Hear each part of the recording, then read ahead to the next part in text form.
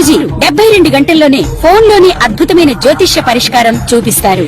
నమ్మండి, నమ్మకపోండి, ఇది నిజం.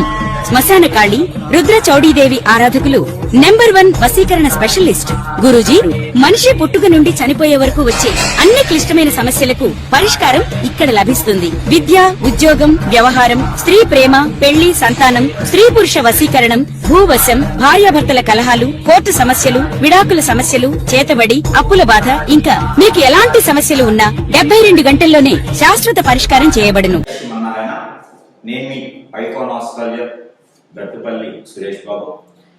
ఈరోజు మనము ప్రత్యేకమైన విశేషాలు ఏంటంటే, కొత్త సంవత్సరం వచ్చింది, 2025 సంవత్సరం వచ్చింది కాబట్టి ఈ సంవత్సరంలో ద్వాదశ రాశి వారందరికీ కూడా ఎప్పుడెప్పటి నుంచో ఉన్నటువంటి దోషాలన్నీ కూడా తొలగిపోయేసి అన్ని రకాలుగా బాగుండేలా ఉంటుంది. కాబట్టి ఈ 2025 సంవత్సరంలో అందరికీ కూడా సుఖశాంతులు, ధనధాన్యాలు, అలానే పెళ్లిళ్ళు కాని పెళ్లిళ్ళు అయ్యేసి, పెళ్లి అయ్యి పిల్లలు పుట్టిన వాళ్ళకి పిల్లలు పుట్టేసి, ఆర్థికంగా వెనకబడిన వాళ్ళందరూ ముందుకు వచ్చేసి, దారిద్ర్య రేఖ కన్నా దిగువలో ఉన్న వాళ్ళందరూ కూడా అదృశ్య రేఖకి భిన్నంగా విధంగా ఉండేలాగా అందరూ కూడా బాగుండాలని కోరుకుంటూ, అలానే మనకి ఇప్పుడు కొన్ని గ్రహాలు, మనకి ఉన్నటువంటి గ్రహాలు ఏవైతే ఉన్నాయో ఇవి గ్రహ మార్పిడి వల్ల వచ్చేటువంటి మార్పులు, ఆ గ్రహ మార్పిడి వల్ల జరిగేటువంటి పరిణామాలు, పరిస్థితులు, ఈ అనుకూలతగా ఉండేందుకు ఏ గ్రహం ఏ స్థానంలో ఉంటే ఏం జరుగుతుంది,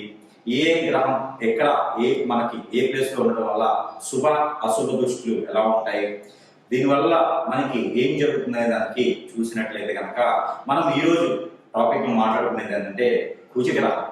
ఈ కుజగ్రహం అనేది మనకి చాలా శుభ దృష్టి ఉండడం వల్ల అశుభ దృష్టి ఉండడం వల్ల ఏం జరుగుతుంది, ఏ రాశి వారికి ఏ స్థానంలో కుజుడు ఉండటం వల్ల మంచి జరుగుతుంది, ఈ కుజగ్రహం ఎలాంటి పనులు చేస్తుంది, ఈ కుజగ్రహంతో వేరే గ్రహాలు ఏమైనా కూటమితో ఉన్నట్టు ఎలాంటి పనులు చేసుకోవచ్చు అనేదానికి మనం ఒకసారి చూద్దాం, వివరణ చూద్దాము. మనకి ద్వాదశ రాశుల్లో ఒకటి వృషభ రాశి. ఈ వృషభ రాశి వారికి కనుక ఈ కుజునికి సంబంధించినటువంటి దోషం కానీ, కుజుడికి సంబంధించిన గ్రహాలు కానీ మారడం ద్వారా ఎలా జరుగుతుందని చూసినట్లయితే కనుక, ఈ యొక్క కుజుడి గ్రహం ఏదైతే ఉందో కర్కాటక రాశి నుంచి మనకి మిథున రాశికి రావడం అనేది జరిగింది. కాబట్టి ఈ యొక్క మిథున రాశికి రావడం, వెనకంజలో రావడం ద్వారా ఈ యొక్క వృషభ రాశి వారికి 2వ స్థానంలో అవుతుందన్నమాట. ఎవరైనా ఏప్రిల్ మాసం 2వ తారీఖు వరకు ఎవరైతే జన్మించేటువంటి వాళ్ళు ఉన్నారో, అంటే వృషభ రాశిలో జన్మించేటువంటి వాళ్ళకి ఎవరికైనా సరే 2వ స్థానంలో కుజుడు ఉంటాడు. కాబట్టి వారికి కుజ దోషం అనేది అయితే ఖచ్చితంగా ఉంటుందని చెప్పవచ్చు.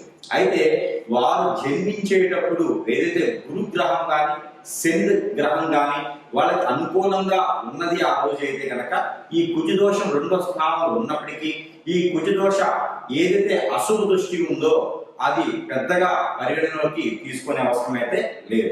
అయితే కామన్ గా ఏంటంటే ఈ గురు గ్రహం కానీ వాళ్ళకి అనుకూలంగా లేకపోయడం వలన, అలానే శని భగవాని గ్రహం అనుకూలంగా లేకపోతే కనుక ఖచ్చితంగా ఈ యొక్క వృషభ రాశిలో జన్మించేటువంటి ఏప్రిల్ మాసం వరకు వచ్చేటువంటి వృషభ రాశిలో జన్మించేటువంటి ప్రతి ఒక్కరికి కూడా స్త్రీ పురుషులందరికీ కూడా కుజ దోషం వచ్చేటువంటి అవకాశాలు అయితే ఉన్నాయి.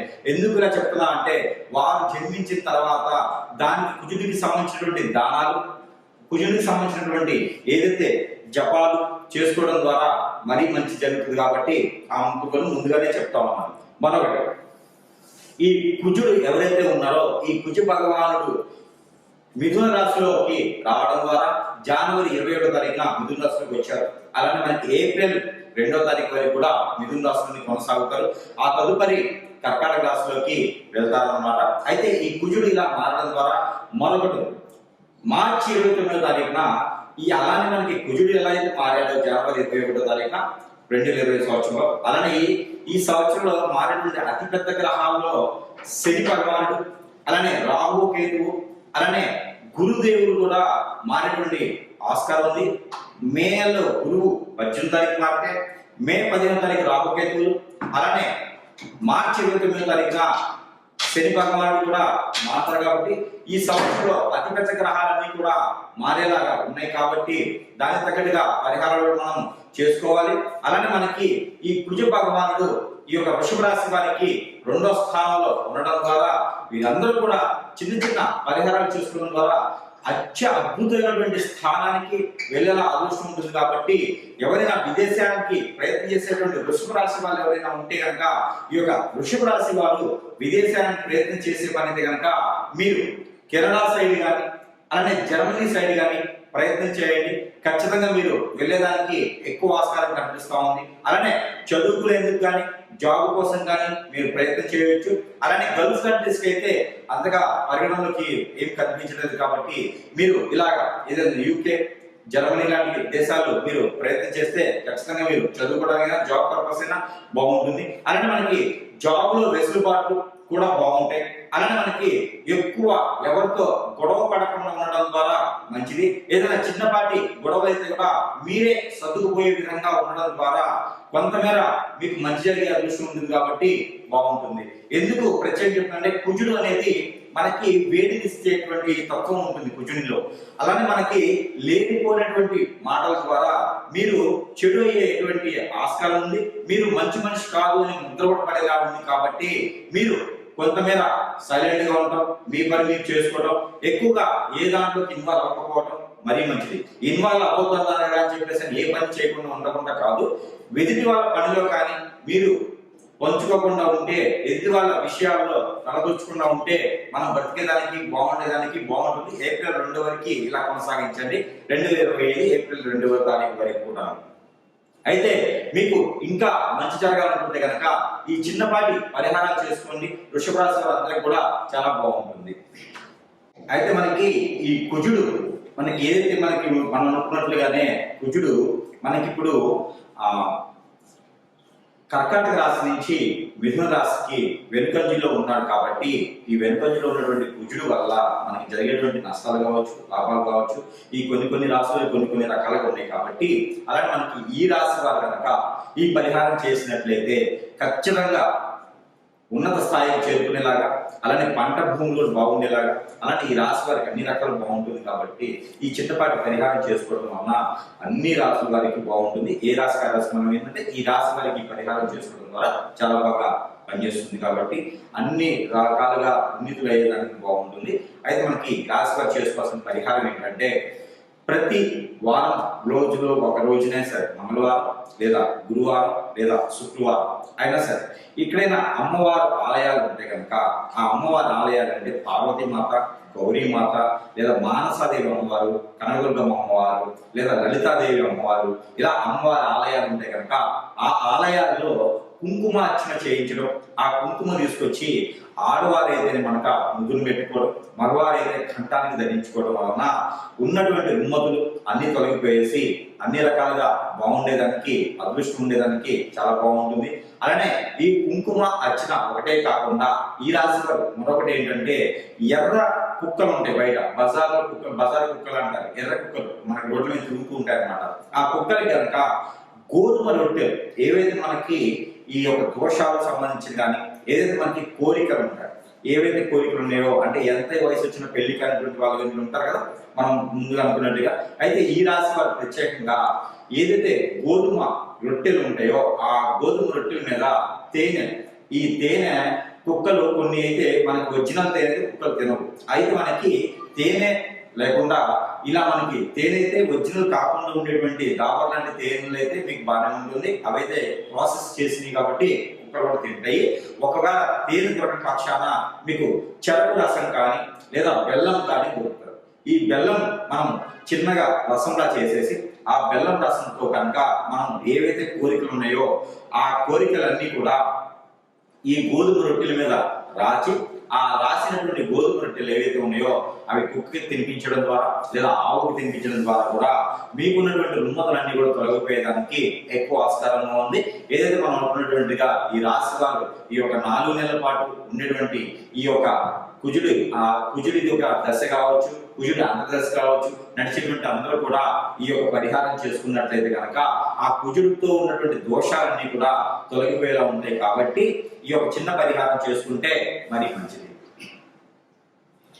అయితే మనం చెప్పుకున్నట్టుగానే ఈ రాశి వారు కనుక ఈ చిన్న చిన్న పరిహారాలు చేసుకోవడం ద్వారా కుజుడు దశ ఉన్నా, కుజుడు అంతర్దశ ఉన్నా, కుజ దోషంతో ఏదైనా బాధపడుతుంటే కూడా ఈ యొక్క చిన్న పరిహారం చేసుకోవడం ద్వారా ఆ కుజుడి నుంచి వచ్చేటువంటి చెడు దృష్టి ఏదైతే ఉందో ఆ చెడు దృష్టి కూడా సుఖ దృష్టిగా మలుచుకునేందుకు అవకాశం ఉంటుంది. కాబట్టి ఖచ్చితంగా ఈ రాశి వారు ఈ యొక్క చిన్నపాటి ప్రయోగం, ఈ చిన్నపాటి పరిహారం చేసుకోవడం ద్వారా మంచి జరుగుతుంది. కాబట్టి ఈ చిన్నపాటి ప్రయోగం, ఈ చిన్నపాటి పరిహారం ఏంటంటే, ఏదైతే నవగ్రహాల్లో కుజగ్రహం అని ఉంటుంది, ఈ కుజగ్రహాన్ని గనక కందులు, ఏవైతే కందులు మనకి ఇంకా మహారాష్ట్ర కందులు అంటారు, అంటే ఎర్ర కందులు ఉంటాయి మనకి, ఎర్ర కందులు, ఎర్ర కందిపప్పు అంటారు. ఇవి దొరికినా మీకు మన మామూలుగా తెలుగు రాష్ట్రాల్లో దొరికేటువంటి కందులు, కందిపప్పు అయినా ఏవైనా సరే ఆ కుజుడికి గనక 1 కిలోన్నర అంటే 1 కిలో తర్వాత 1/2 కిలో 500 గ్రాములు అంటే 1500 గ్రాములు కందులు గనక అక్కడ కుజగ్రహం మీద గనక ఉంచడమైనా,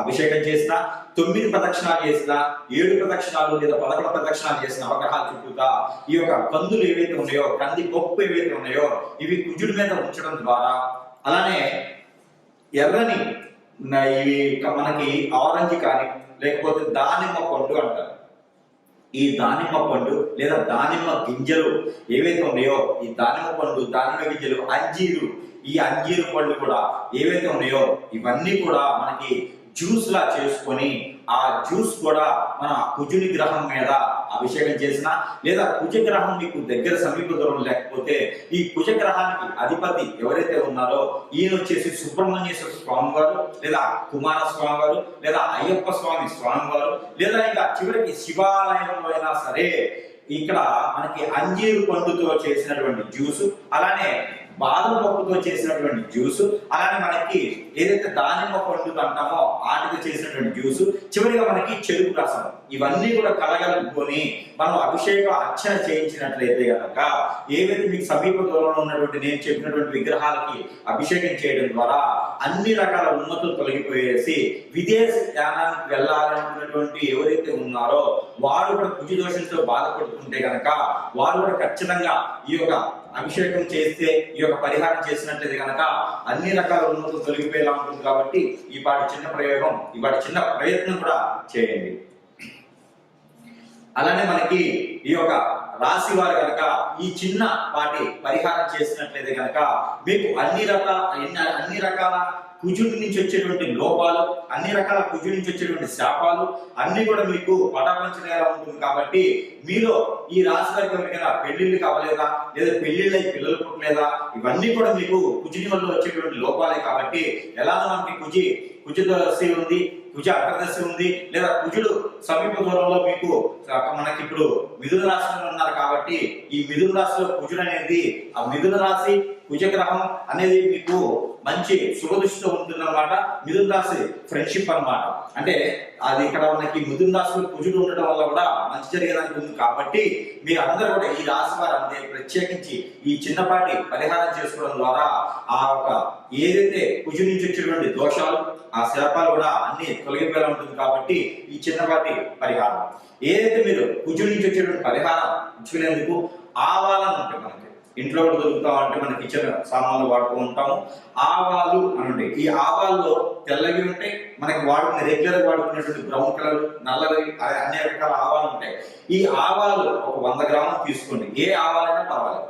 ఆవాలు 100 గ్రాములు, అలానే మనకి గసగసాలు ఒక 50 గ్రాములు, అలానే మనకి రాగులు అని ఉంటాయి. మనకి చిరుధాన్యాల్లో ఒక ధాన్యం రాగులు. ఈ రాగులు కూడా కుజుడికి మహా ఇష్టం. ఈ రాగులు కూడా తీసుకొని ఇవన్నీ కూడా కలగలుపుకొని ఏదైతే మీకు గ్రామ దేవత అంటారు, అమ్మవారి ఆలయం గ్రామ దేవత అంటారు. ఈ గ్రామ దేవత ఆలయాల్లో కనుక మీరు ఆ గ్రామ దేవత ఆలయంలో ఉంచినట్లయితే ఆ గ్రామ దేవత ఆలయం ఏదైతే ధ్వజస్తంభం ఉంటుందో అక్కడ కూడా ఈ ఆవాలు ఉంచినట్లయితే ఈ ఆవాలు అమ్మవారి దగ్గర ఉంచేటప్పుడు మీరు మనసులో ఏమైనా కోరికలు ఉన్నా, మనసులో ఏమైనా దోషాలు పోవాలనుకున్నా కూడా సమర్పించుకొని ఆ ఒక కోరికలు అన్ని కూడా నెరవేరాలని ఒక అమ్మవారికి మనస్ఫూర్తిగా సమర్పించుకొని 5 నారికేళలు కనుక మీరు గ్రామ దేవత అమ్మవారికి కనుక సమర్పించినట్లయితే మీ ఊరి సమీపంలో గ్రామ దేవత లేకపోతే బొడ్రాయి అంటారు. ఈ పల్లెటూరు వెళ్తే బొడ్రాయి అని ఉంటుంది.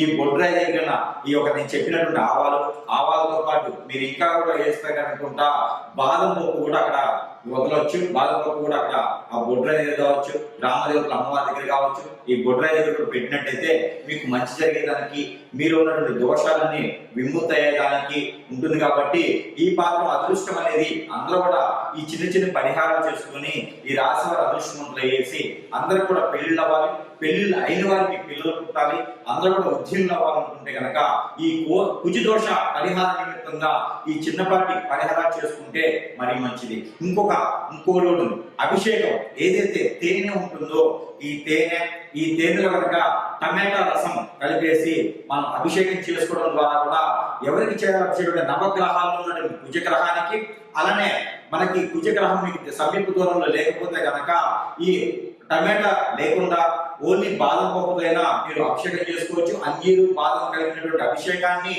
మీరు అక్కడ ఉన్నటువంటి సుబ్రహ్మణ్యేశ్వర స్వామి వారి ఆలయంలో లేదా పుట్ట దగ్గర ఉన్నటువంటి పడిగల మీదైనా ఈ అభిషేకం చేసుకోవడం ద్వారా ఈ కుజగ్రహానికి సంబంధించినటువంటి దోషాలన్నీ కూడా పటాపంచలేయడానికి ఆస్కారం ఎక్కువ కనిపిస్తా ఉంది. అలానే మీకు ప్రతినిత్యం ద్వాదశ రాసుల వారు అందరికీ కూడా చెప్పదగినది ఏంటంటే ప్రతి ఒక్కరూ చేయనటువంటి రెమెడీ ఒకటి ఉన్నది. అదేంటంటే ఆవాలు, మనకి తెల్లవైన నల్లవైన బ్రౌన్ కలర్ అయిన ఆవాలు తీసుకొని ఒక 50 గ్రాముల ఆవాలు, ఒక 50 గ్రాములు నల్ల నువ్వులు, ఒక 50 గ్రాములు గసగసాలు, ఒక 50 గ్రాముల జీడిపప్పు, ఇవన్నీ కూడా తీసుకొని చిక్కుడు గింజలు దొరికి మనకి సీడ్, ఈ మన పచారీ షాపుల్లో కానీ లేకపోతే సీడ్ అమ్మేటువంటి షాపుల్లో కానీ దొరుకుతాయి. ఈ చిక్కుడు గింజలు కూడా తీసుకొని మీరు ఇవన్నీ కూడా కలగలుపుకొని రోజుకి ఒక 2-3 స్పూన్లు చప్పును తీసుకొని ఇలా క్లాక్ వైజ్ గా కళ్ళ ముందు నుంచి ఇలా తీసుకుంటూ ఇలా 7 సార్లు దిష్టి తీసుకొని ద్వాదశ రాశి వారు అందరికీ కూడా ఇలా 7 సార్లు దిష్టి తీసుకొని మీకు రోడ్డు విరువైపులా అంటే రోడ్డు పక్కన కనుక వేసినట్లయితే, పారేటువంటి నీటిలో వేసినట్లయితే మీకు అవి కాల్చినట్లు కూడా కాల్చుకోవచ్చు. ఇవి కాల్చినట్లయితే కనుక మీకు కుజి దోషం నుంచి విముక్తి లభిస్తుంది. మీకు ఖచ్చితంగా పెళ్లిళ్ళు అవుతాయి. ఈ చిన్నపాటి రెమెడీ ద్వాదశ రాశుల వారు అందరూ కూడా ప్రత్యక్షం చేయవచ్చు. మరొకటి ఉంది, మీకు ఇంకా ఆరోగ్య సమస్యలు కానీ ఈ కుజ దోషానికి సంబంధించింది కానీ ఇంకేమైనా ఉంటే కూడా మీకు ఆ దోషాలన్నీ కూడా పటాపంచలేందుకు మిరియాలు కూడా ఇందులో కలుపుకున్నట్లయితే మీ ఆర్థిక స్థితిగతులు, మీ ఆరోగ్య సమస్యలు కూడా తొలగిపోయేలా ఉంటుంది. కాబట్టి మనం చెప్పుకున్నటువంటి ఆవాలు, గసగసాలు, బాదం పప్పు వీటన్నిటితో పాటు మిరియాలు కూడా కలుపుకొని దిష్టి తీసుకోవాలి. ఏవైనా సరే ఒక 2 స్పూన్లు అన్ని కలగలిసి 2-3 స్పూన్లు కనుక మీరు దిష్టి తీసుకున్నట్లయితే కనుక ఈ రుమ్మతులన్నీ తొలగిపోయేలా ఉంటుంది. కాబట్టి ఆ మాత్రం ప్రయత్నం చేసి ద్వాదశ రాశుల వారు అందరూ కూడా సుఖశాంతులతో ఉండాలని కోరుకుంటా ఉన్నాను. జై